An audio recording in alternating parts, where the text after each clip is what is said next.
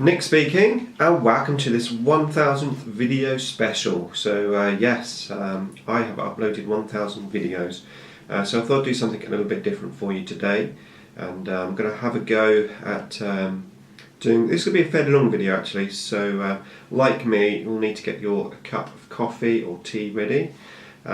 This is my cup that I got from Martin McNeil. Thank you, Martin, love this cup. I'll probably end up doing a lot of shout outs in this video, so I will attempt to do a load of links in the bottom of everyone that I mention. So yes, this video is going to be a IDIC history. Hopefully you will enjoy this video. Like I said, it's going to be a long one, so get your painting materials out, get painting whilst you're watching / listening to this. So first of all, a huge thank you to everyone who's subscribed to my channel already, and for basically all of your support, all of your comments, all of your shares, your likes. It's been absolutely amazing. Currently on about 3,400 subs, which is just totally awesome. Obviously my aim is to get to 4,000 subs sometime this year, and I'll be doing another competition when that eventually happens. But yes, let's start right at the beginning, pre-IDICBeer. And for anyone who actually doesn't know how to pronounce my channels, I know it's hard, especially if you're in different countries. Yes, it's IDICBeer. Yeah. Okay, so pre-IDIC. But yes, so I started when I was 30, which I think is actually a fairly late start. Before I found out about this hobby, I knew nothing about it. Absolutely nothing. I mean, I'd never even been past a GW shop. So I was really in the dark, and I was introduced to the hobby by a couple of colleagues. They were fairly youngsters at the time, I think like 18, 20, that sort of age, and I must admit I was a bit dubious, like I'm too old for this hobby, you know, why are you introducing this to me? But you know, they convinced me. They said, no, you know, a lot of older people do this, so I thought, okay, well, let's have a go. So we set up a game, and can't remember too much about the game, can't remember how many points or anything, but I remember that I played orcs, and my buddy played Tyranids, what would later on become my Tyranid army. But he played Tyranids. We just played on my dining room table. It was a round table, and we battled it out. So the only thing I can remember about that game is his zoanthropes doing a warp blast on the truck that I was using and just exploding it. And I have to admit that was what got me hooked to the game. Seeing that happen, I thought, yeah, I want some of this action. So it took me a couple of weeks. I'm umming what army to get. In the end, I chose Necrons, and the reason why I chose Necrons was literally for the picture on the front of the codex. It looks so awesome. And I didn't really know anything about the game. I didn't know anything about the armies. I certainly didn't know that Necrons were pretty much a top-tiered army, very powerful back in those days. It had only just come out, and they were incredibly good at taking out vehicles. So yeah, I played Necrons, tinkered around with those for a year or so, playing pretty much every week with my two buddies. One of them had Emperor's Children, one of them had Imperial Guard. The Imperial Guard army soon changed to Demon Hunters. I had lots of fond memories, but one of my most fond memory of those early days is playing a game against Imperial Guard with the Necrons. I remember turn 1, I took out 5 of his tanks. It was just amazing to see, and yeah, obviously it wasn't too impressed. But like I said, back then Necrons were very powerful. Of course, I didn't have a new Necron Codex for 10 years after that, and I saw them deplete in their power to the point at the end I just couldn't win with the Codex. I could draw quite easily. The last 2 years I struggled to get a win. Obviously the Codex was updated and they're back to where they were as such. So yeah, I played with them for about a year or so, and then I, as you usually do, started to consider a second army. And I thought long and hard about this actually. I was toying between Samhan, Eldar Samhan, and Speed Freak Orcs. I wanted something totally different from the Necrons, because my Necrons were just basically just plodded along the table, really slow, just really good shooting. And I wanted something fast across the table and potentially good in close combat as well, because I thought that would be really different to my Necrons. And I was playing against Emperor's Children, and those were beast in combat in those days. So I'd seen that action on the table. So I was looking at some Han, the jet bike type army. I thought that'd be great, fast, fragile, totally different to what I had. I did end up dismissing it, and the reason for that was because of the flying bases. I thought storing would be a problem. Already experienced storing Necron destroyers and heavy destroyers and tomb spiders way before I knew anything about magnetising, and that put me off basically. So I didn't do some Han. Looked closely at Speed Freaks. Again, another nice fast army.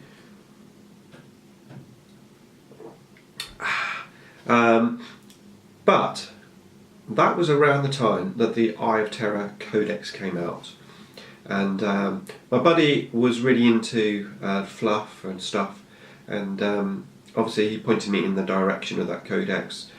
He chose to do the Lost and Damned ones that was in there, and it didn't take me long really of working out that I thought I would do the Space Wolves 13th Company.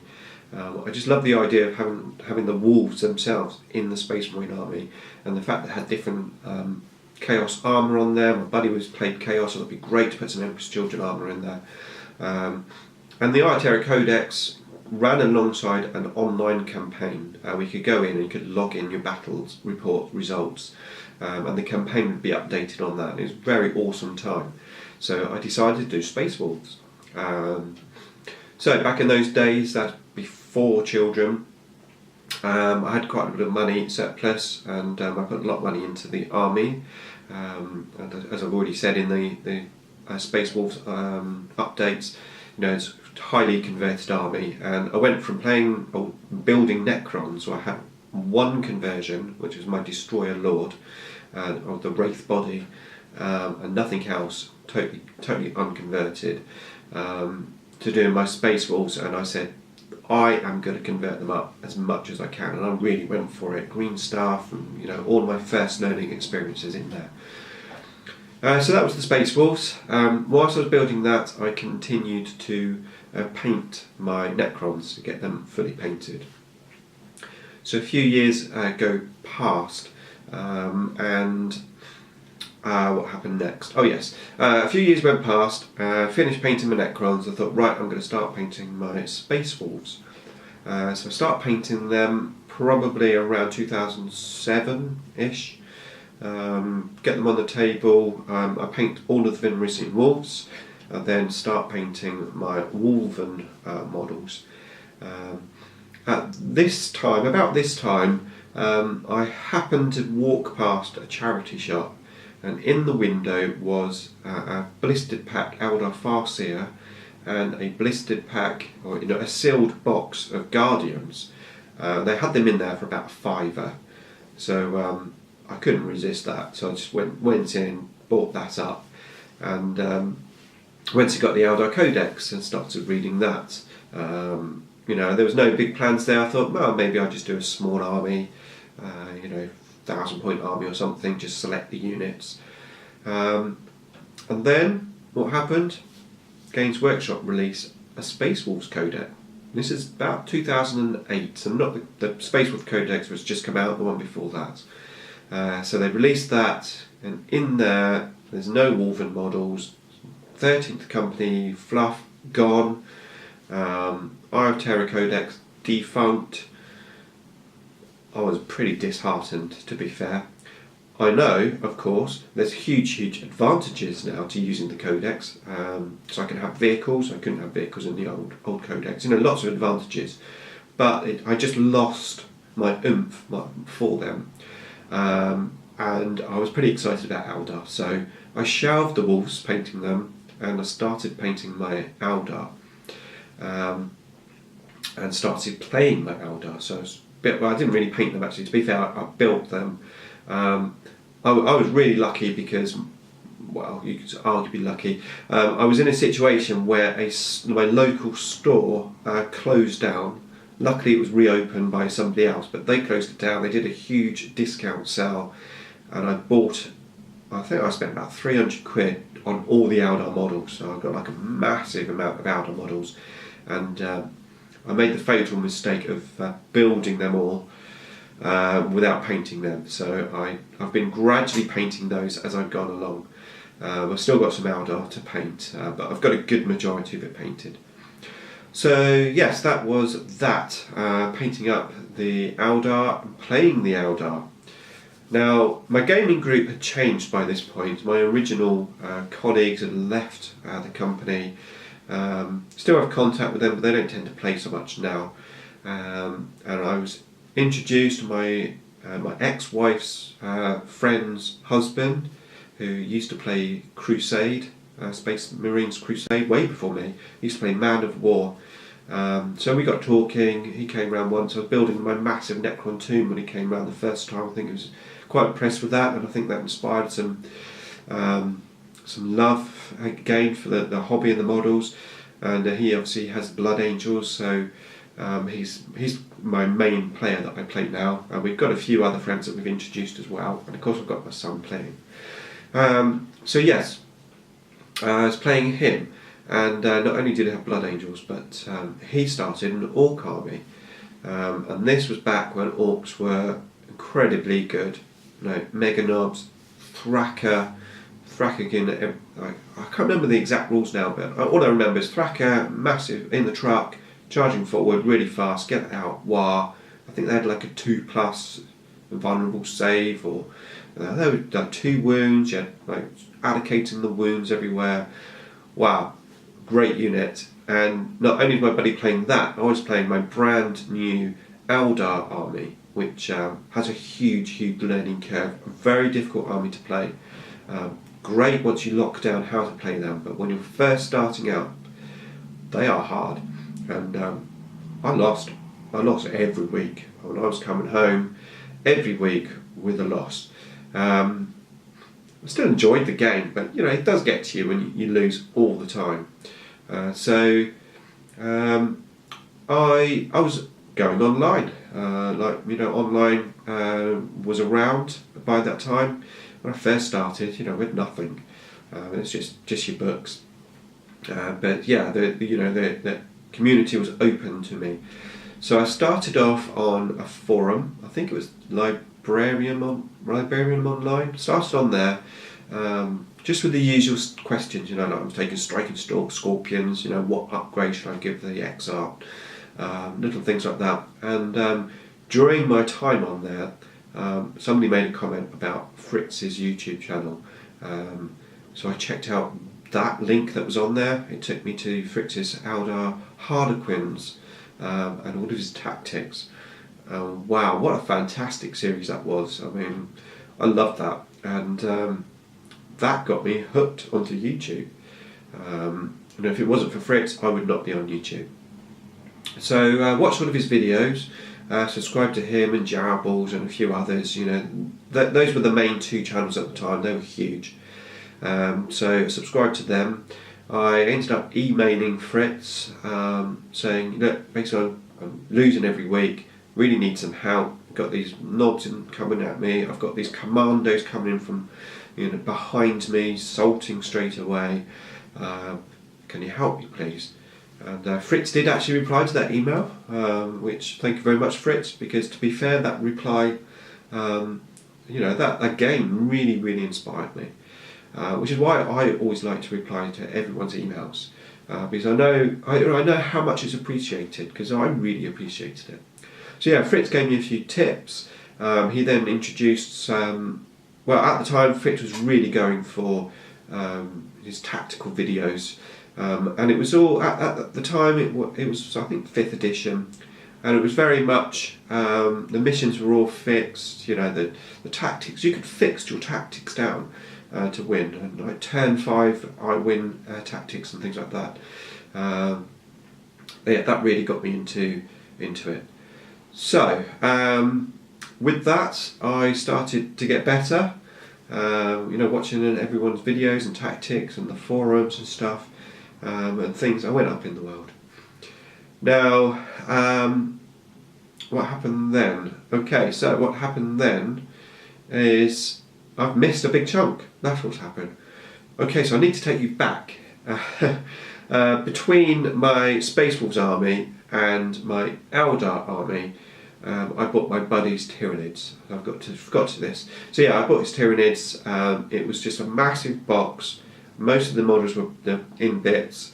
I bought the whole box for £100, and I built that army up effectively. I'd split up with my ex-wife, and I went in a period of about a year. I spent a year basically just building up this army. Eventually, obviously, got with my current wife, and that was that little gap stopper. I hadn't painted or built any of that. That didn't really start until I got my YouTube channel going. So, going back then to the Eldar. That was the point I thought, I'm actually pretty inspired by Fritz's videos. I think I'd like to make some videos. So that is when I started my YouTube channel, around 2008. I think it was September 2008 I started my YouTube channel. Uploaded a couple of videos. My very first video was a battle report. Now, I remember that quite well because it took me about 8 hours to edit that battle report. I didn't want to do any voiceovers. I definitely didn't want myself in the video. So I went for titles on the videos. Most of them are misspelt on that first video. I still enjoy watching it though.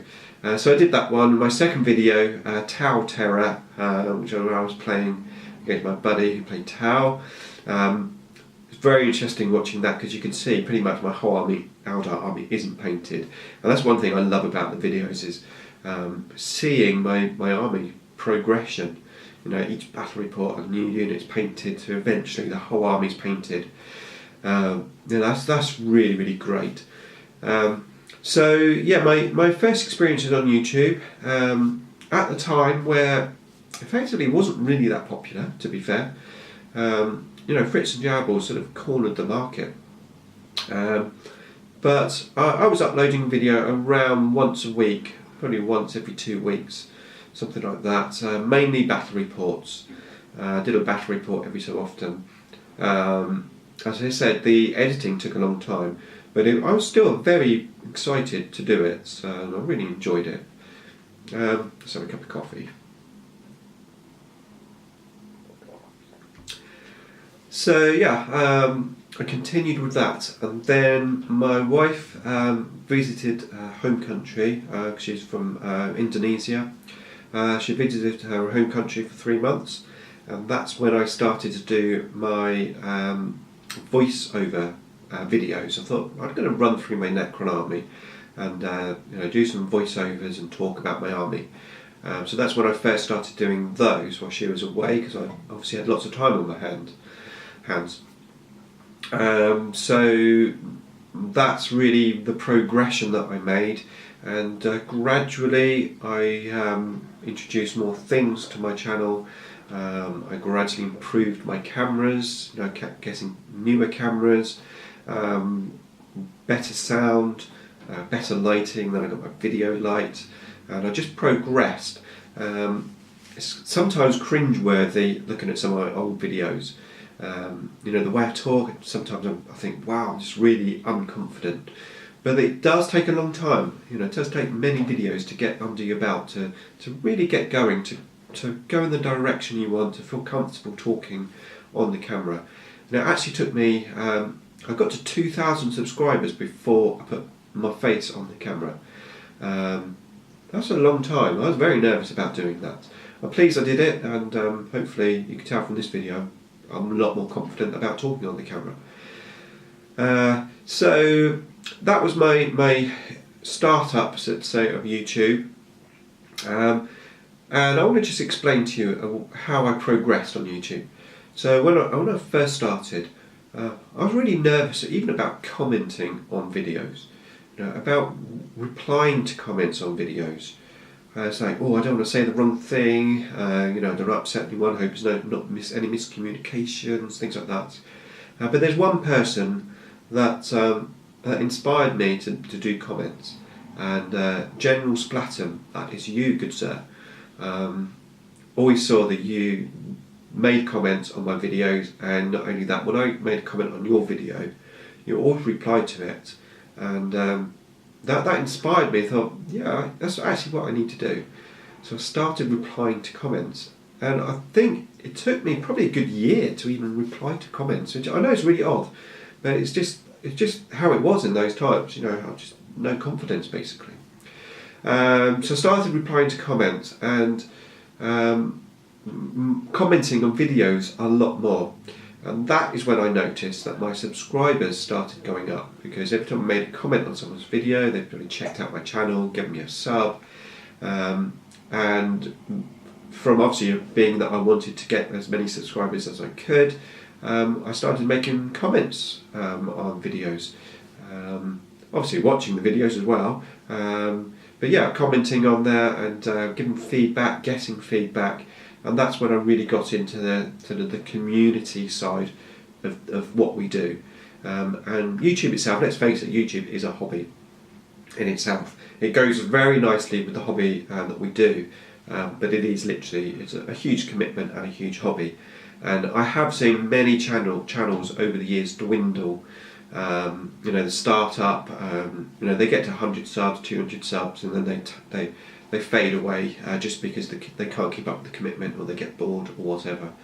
One of my most favourite channels, I was totally gutted when he left, that was Retribution Angel. I don't know if you guys remember him, a good few years ago. What an awesome channel that was. Fantastic green stuff work that he did. I don't know the ins and outs of it because he didn't really explain it, but I got the impression that he left because his friends and maybe his family were against what he was doing, thought it was a bit nerdy, and I don't know the ins and outs of it, but I think that he had a bit of trouble, so he ended up leaving. But yeah, I love that channel. So I have seen quite a number of channels deplete and disappear. That's why I always like to give as much support to all the new channels as I can, because it doesn't take much, but a little bit of encouragement, you know, a few comments here and there, really inspires you to make the next video. You know, little bits of feedback and stuff that really helps. So yeah, if you're one of those people who just watches, you know, watches and likes, which is great. You know, we all appreciate that. But if you can make a comment as well, those comments, they go a long way. So talking of comments, yeah, I'm having a bit of a spam issue at the moment, where YouTube or Google, whoever, is marking all of my comments as spam, or pretty much all of them, so I'm told. Obviously the reason for this is because I make so many comments. Previously they used to have a thing, you used to make 3 comments, and then to make the next comment you had to actually key in a code to make sure you're not a robot. That's gone for some reason, and now obviously everyone thinks that I'm a robot. So apologies for that. I have given feedback to YouTube. I'm hoping they're going to sort it out, but in the meantime, yeah, sorry about that, but you can go into your spam and just approve the comments. So yes, and obviously I'm going to come up now to my current state of play. So like I said, I'm on coming up to 3,500 subscribers, which is totally awesome. I've met so many fantastic, great people on YouTube, not only YouTube but via Facebook as well. So many great friends. I don't want to name all of them because it's just too many and I'm bound to forget someone. But there is someone I'd like to do a little shout out for, and that's Commissar Warwick. He's a new channel that I've subscribed to, but he's been around a while. I think he's just hit 1,000 subs. But yeah, he's a fantastic guy, some really great videos on there as well. He has joined my next New Year painting challenge, so you've probably seen me share his videos. But yeah, if you haven't subscribed to his channel, please go and check it out. Like I said, I'll put a link in the description below.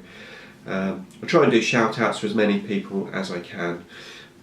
But yeah, I'd like to just point you in his direction because he's an awesome fellow. So yes, what are my plans then for my channel currently?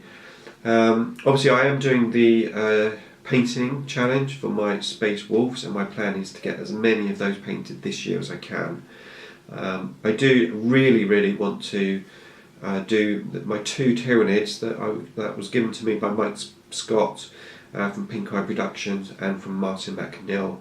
The Hive Crone, I must admit I've put that in a box. I haven't built it yet or magnetised it. The Space Wolves has just taken over, but I definitely plan to finish building that and paint those 2 minis up at some point this year.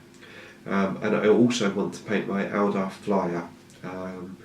But of course, like I said, Space Wolves are taking precedence. I really want to get cracking, get a good chunk of those done before I do anything else. And then March is looming upon us, which is when I'm going to do my terrain square competition.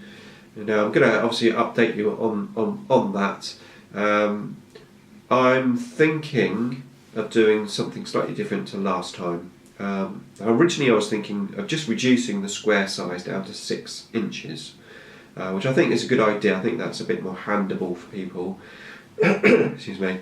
But now I'm thinking about what am I going to do, because to be fair I haven't got a clue what to do. I've been collecting a few bits and pieces, some cardboard tubes and stuff. I was thinking maybe do more of maybe rather scratch build stuff, making something out of bits and pieces like homemade tubes and stuff.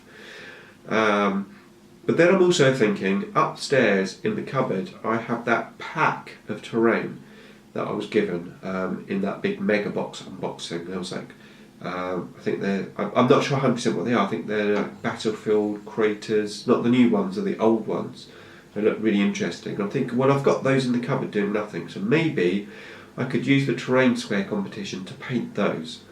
Now I know I may not be doing exactly what you're doing, but at least I'm doing something towards terrain, and I'm getting something I've already got painted.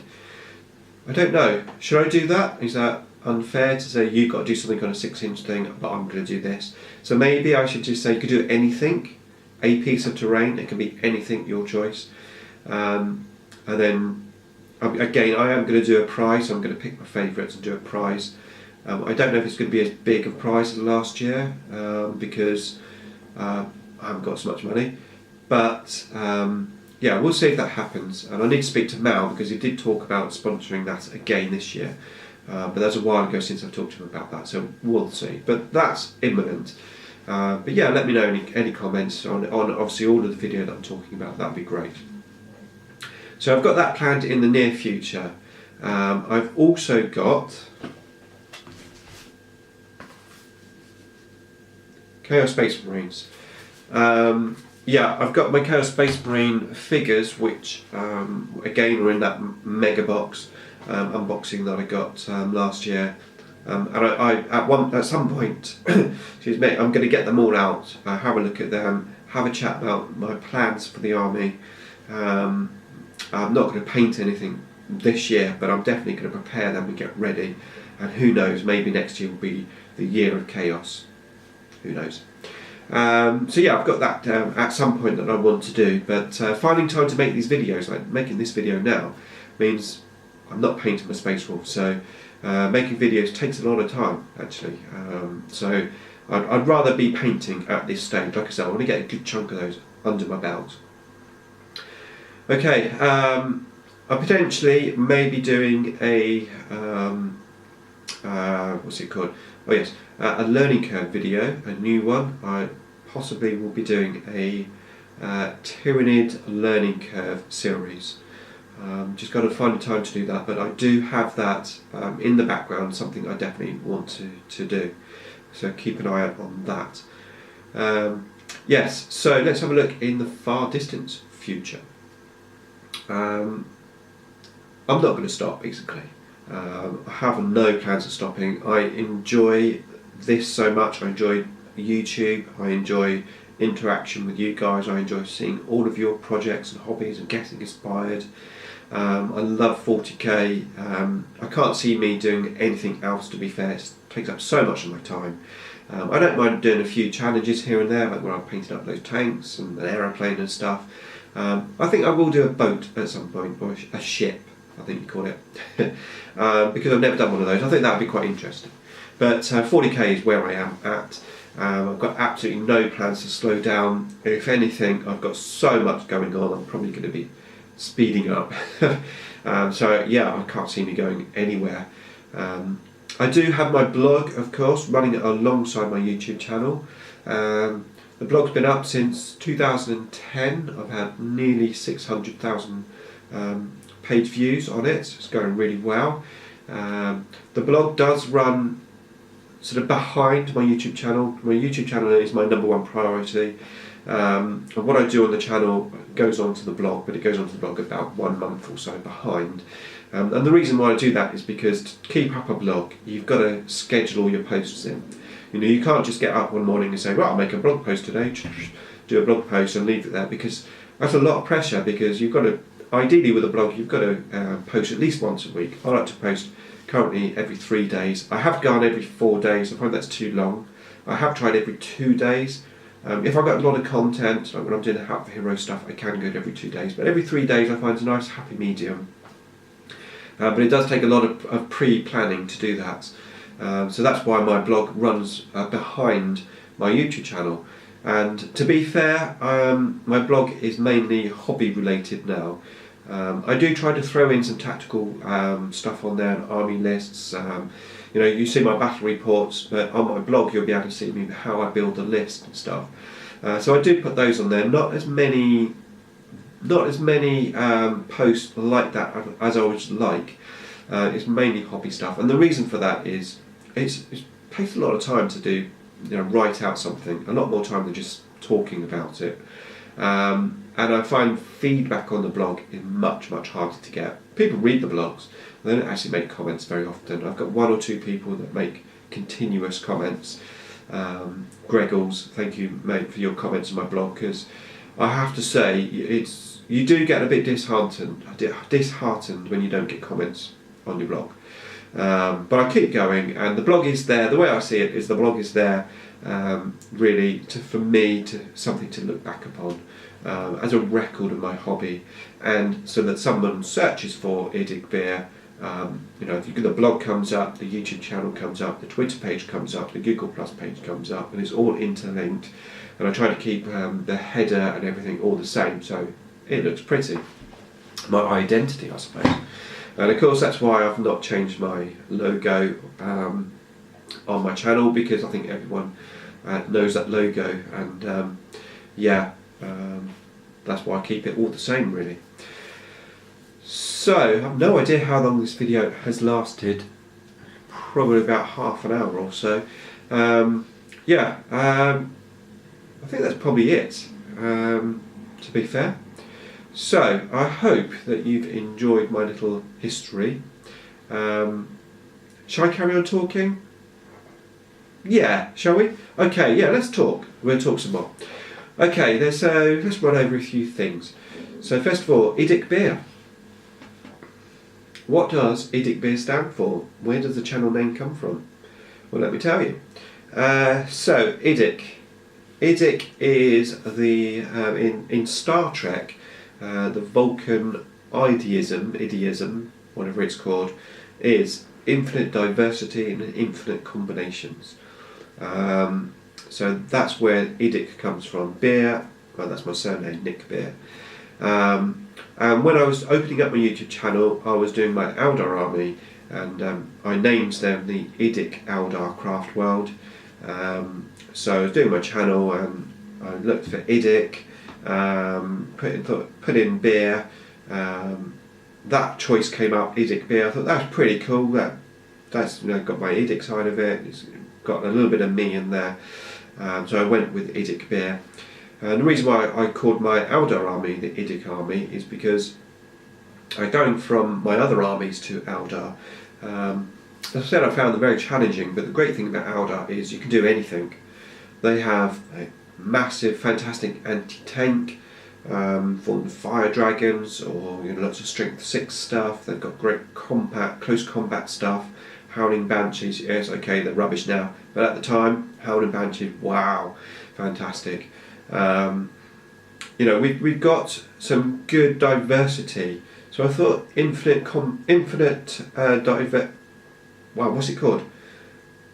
diversity and infinite combinations sums up Eldar quite well, because you can do anything that you want. It's infinite the way that you can do it. So that's why I named them the IDIC Eldar. Yeah. I come up with little names for my armies. The soulless Necrons.